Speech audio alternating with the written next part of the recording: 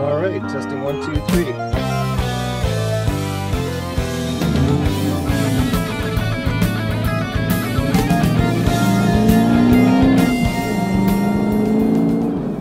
All right, well, it's been quite some time since I've been on YouTube vlogging from any vehicle, and kind of miss it. So I thought I'd hook up the system in this new vehicle of mine. Well, I've had it for a year now, and see how it sounds and how it goes in terms of the visuals before deciding whether or not to get back on with doing this. So I think the best thing for me to do at this point is to ask anybody who happens to be watching this video what exactly you would like to see from me. Now, here's what I can offer you. I pretty much know Objectivism backwards and forwards, read all of Ayn Rand's works, written fairly extensively on much of what she's had to say, and applying it to whether it's metaphysics, epistemology, ethics, or politics. You can read most of what I've written on my blog, which is blog.paulmckeever, PaulMckeever.ca. That's for Canada. And but you can also visit my well, you'll see a number of videos not only on my Paul McKeever YouTube channel, but in a channel called FP Ontario, but it's short for Freedom Party of Ontario. That's a political party in the province of Ontario, Canada. I have since the year 2002 been the leader of that party. Now on that channel, which was started in 2006, around the same time that I started the Paul McKeever channel, you'll find a number of videos that I prepared for Freedom Party, but you'll see some philosophical content in there as well. Not usually as theoretical, more applied. And also you'll find things that aren't so much about philosophy, but about the Constitution of Canada, or economics, or other issues just related to Ontario politics, provincial politics in Canada. But mostly what I enjoy doing, mostly what I enjoy talking about, speaking about, writing about, is philosophy. And right now I'm writing a book. I have been writing a book for several years. I've got about 8 chapters in draft form written, and I've still got a few to go though.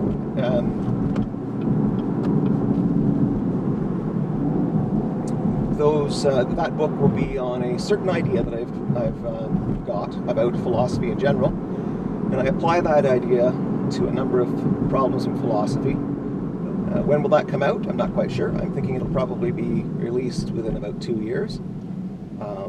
But I'm so busy that's the real problem. I have a very busy law practice.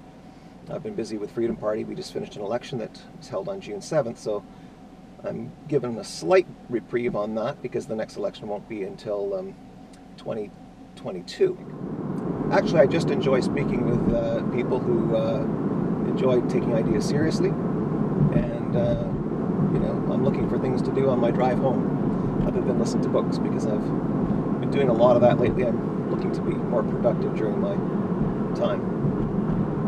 Anyway, that's my bid for now, and I look forward to any ideas you may have. You can send your ideas to PM, as in Mary, at paulmckeever.ca. So it's letter P, letter M, as in Mary, at paulmckeever.ca. And I'll be happy to read any responses you may contribute. And if you don't contribute any, then I'll probably come up with my own topics anyway. I was thinking about, in particular, a series of videos on objectivism, starting with metaphysics, leading to epistemology, leading to ethics, and then leading to politics, but videos that are limited to perhaps 1.5 or 3 minutes in length. You may have seen the videos that were done by the BBC. I think they run about 1.5 minutes each, and they just touch on some aspect of philosophy, whether it's you know, the is-ought dichotomy of Hume, also known as Hume's guillotine or guillotine. Various ideas like that, or you know, rationalism, Descartes, you know, I think therefore I am, etc. But dialed right down to the essential, so that you can get an idea of what the main idea is. Now, the reason I thought this would be a good idea for objectivism is because most videos on objectivism tend to be, I'll say, long and sprawling, usually not too focused, much like the one I'm doing right now. Sorry about that. But in any event, they don't drill down to one idea and present it in a way that's easily understandable by someone who didn't necessarily read all of Ayn Rand's nonfiction or fictional works. So, for example, the first 3-minute segment might be one on the idea that existence exists, or that existence is identity and consciousness is identification.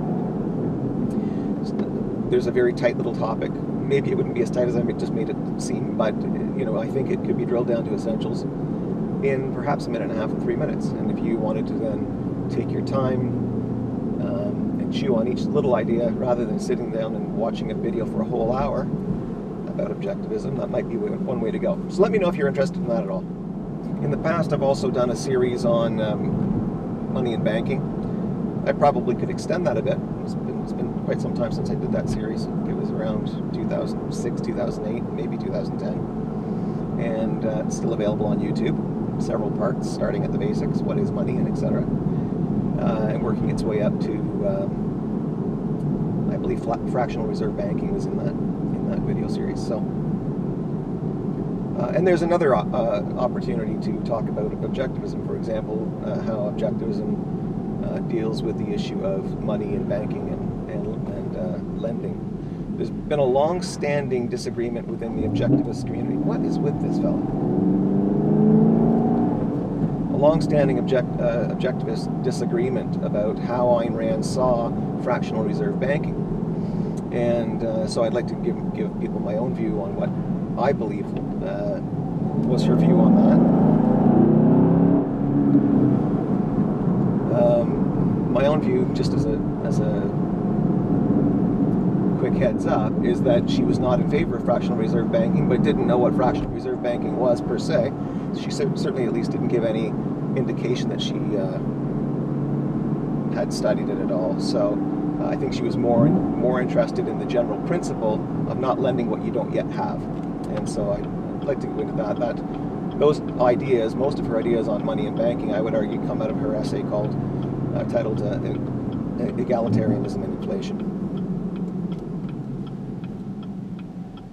Perhaps I should just talk a little bit about the things I don't want to talk about.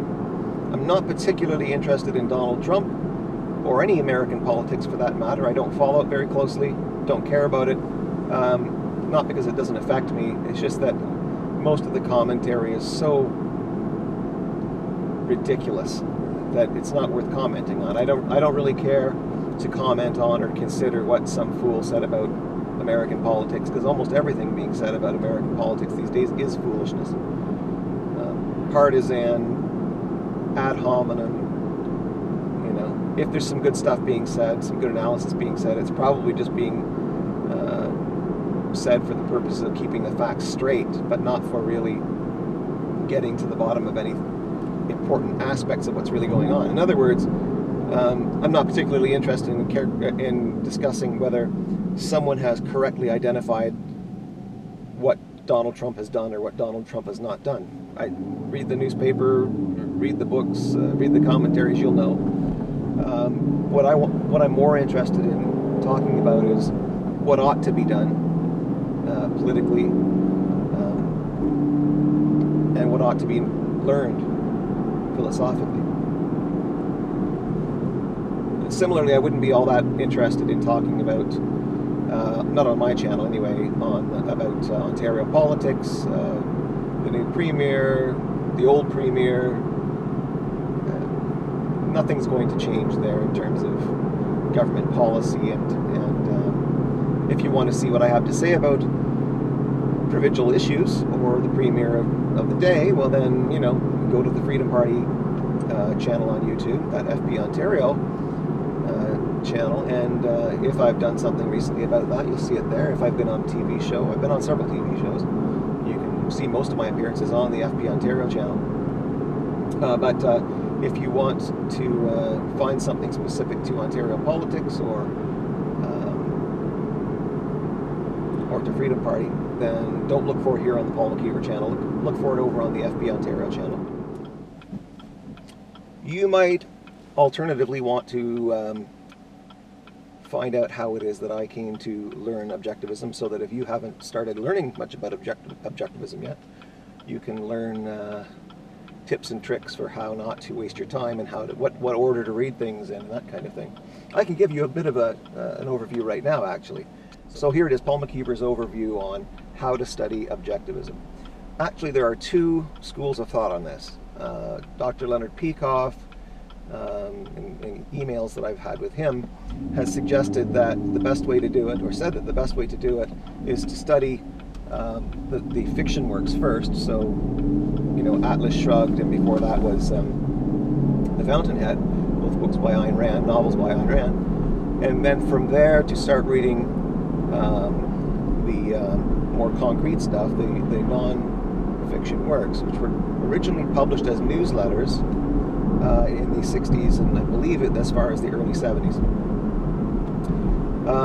That's not the way I did it. I was interested, because I was the leader of Freedom Party of Ontario, I was interested in, you know, such questions as what's the difference between advocating freedom and libertarianism, which I firmly believe they're opposite goals, in effect.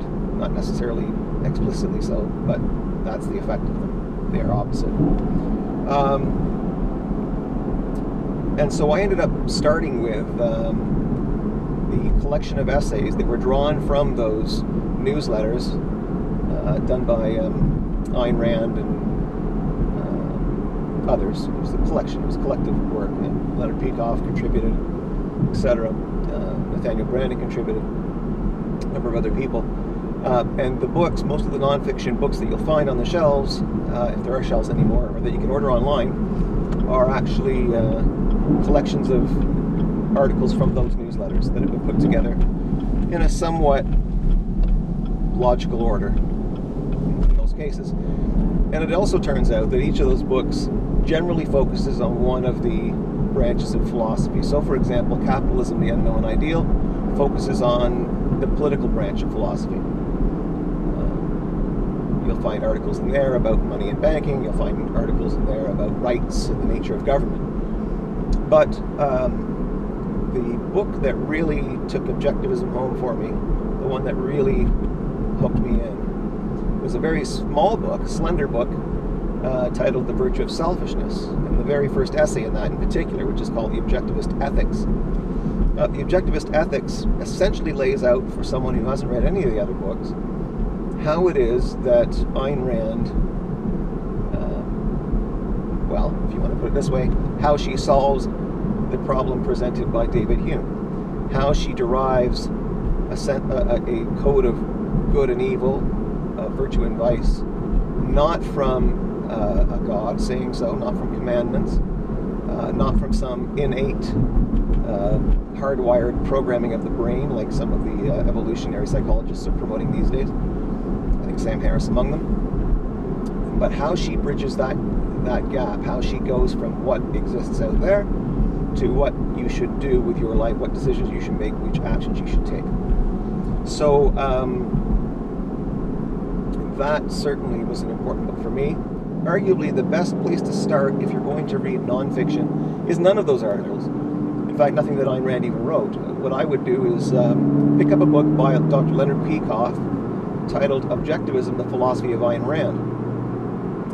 The reason I say that is Dr. Peikoff spent several years teaching Objectivism to classes of people who wanted to learn about it.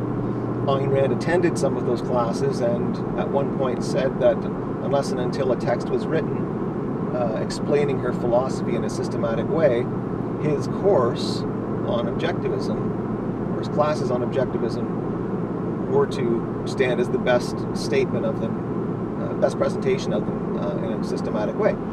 So it's a reasonably good bet to say that were she to be reading Objectivism, the Philosophy of Ayn Rand would say, yeah, that's it. That's my philosophy presented in a systematic way. It's not that it covers every nook and cranny of Objectivism. That's not the function of Dr. Peikoff's book, which he calls OPAR, by the way. That's just the acronym. But boy, oh boy, when you want to really understand what the philosophy is about, you want to understand that it's not just about the things you see people on the internet saying about objectivism, like, oh, it's for greedy individualists to trample the rights of the small and the weak and the oppressed, or you know, it's about businessmen being good and everyone else being awful. All this nonsense. So if you want to get past all that and just get right to what is objectivism, pick up Dr. Peikoff's book and read it, beginning with chapter 1, and read it in order. Diving into chapter 7 will not help you. It's been written in a way that starts with metaphysics, goes through epistemology, the nature of man, and into ethics and politics after that. So it's certainly the way you want to go if you're going to study the nonfiction first. Now, why would I study the nonfiction first? I studied the nonfiction first because of my particular history. When I was growing up, I was a practicing Catholic. I went to university. I discovered that, wow, look at this. All these other people who believe in all these differing gods and differing religions, and we're supposed to believe that, you know, the one we have is the one true God with the one true path to the one true heaven, and everybody else is going to go to the one true hell. Well, it didn't take me long, of course, to sort of drop religion altogether, and I actually found myself without any means of knowing how to develop a code of good and evil. In fact, for a while there, just this is around grad school, around 1989, I thought, oh, well, you know, morality is all relative, and so it was a moral relativism is what I fell into. Until I found that Virtue of Selfishness book, and in particular that first chapter, the Objectivist Ethics, and that really explained to me the connection between what my eyes, ears, nose, tongue, and hands are telling me is what's out there, and what I should do given what's out there and given the nature of a human body and the nature of a human life.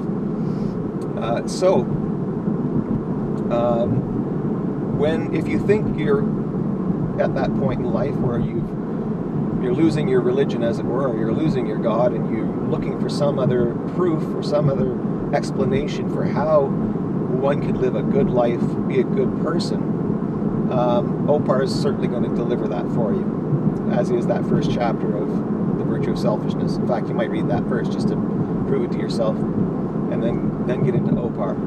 Now, if on the other hand, you're not looking for a way to justify good and evil, a code of good and evil, you're just kind of upset with the feel of the way things are these days.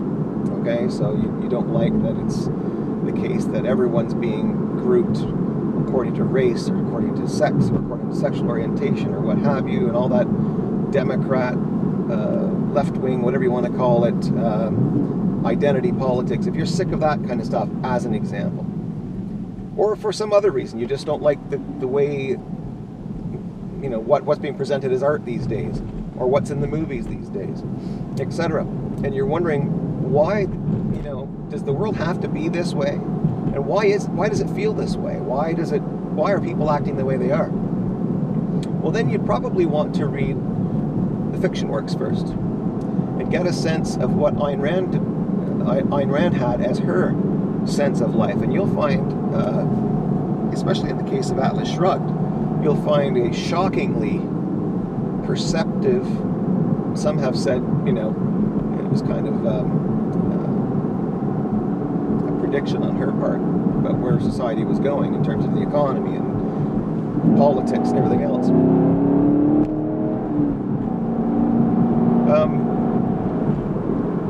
You'll find not only that she captures the essence of what you're suffering right now in society, but that she explains that it doesn't have to be this way. It never does have to be this way. And she explains how, at least in this one story, people chose to deal with other people who were bringing the world down, as it were, who were making it unlivable. So that's certainly the way Dr. Peikoff would prefer that people study objectivism. Start with fiction, get a sense of Ayn Rand's sense of life, and get excited by it, and then want to learn more about the specifics in a non-figurative, non-allegorical way by reading the fiction. By reading the non-fiction. Now, by the way, this is an observation I've had. Don't know how statistically true it is, but it has been my experience that people who have read The Fountainhead and get really excited by it often don't go ahead and read Atlas Shrugged, which is a much thicker book. But in reality, The Fountainhead was written some, I think, 14 years before Atlas Shrugged, and Atlas Shrugged took 14 years to write because Ayn Rand was bringing to her own mind, integrating for herself her own philosophy. And so she really developed as a philosopher during that time. If you really want to understand objectivism, therefore, the better book, if you're going to go by way of fiction, the better book to do it by is Atlas Shrugged. My observation has been that those who read The Fountainhead, which focuses more on individualism and integrity, honesty to oneself, but especially integrity, the virtue of integrity, that those people tend not to ever really learn objectivism and tend to fall into the libertarian crowd. So I don't know why, but the libertarians I've met who like Ayn Rand, not all of them do, tend to like The Fountainhead and usually don't think much of Atlas Shrugged if they've read it at all. My own read on that is this: that there is a flavor to The Fountainhead that says, I'm just going to go by myself. I'm not going to associate with society. I'm going to do my own thing independently in a somewhat introverted way. And to heck with everybody else. And why does the government have to keep making everything, drawing me into everything? Why can't they just leave me alone? And so that independence of the hero in The Fountainhead, I think some people pick up on that and they just sort of express that politically as libertarianism, sort of get rid of government and all the problems will be gone. In other words, a form of anarchism, which is a really unfortunate thing, because that's not going to solve anything. When you run away from a violation of your life, liberty, and property, if you try to get out of a system that violates your life, liberty, and property without knowing how to go to a system that doesn't, all you'll ever do is run from one system that violates your life, liberty, and property to another system that violates your life, liberty, and property. So, if you're going to go down the fiction route first, let me propose to you that you skip The Fountainhead, jump straight to Atlas Shrugged, get a really good sense of Ayn Rand's sense of life, including the more developed version of her philosophy, and then go back and enjoy The Fountainhead, which is a great book. It really is. It's just a shorter book. Not short, but shorter. But it is not the masterpiece in terms of philosophy. It is not the full masterpiece that Atlas Shrugged is, and it won't be nearly as helpful to you if you want to understand objectivism. If you only ever read one book by Ayn Rand, don't let it be The Fountainhead. Let it be Atlas Shrugged.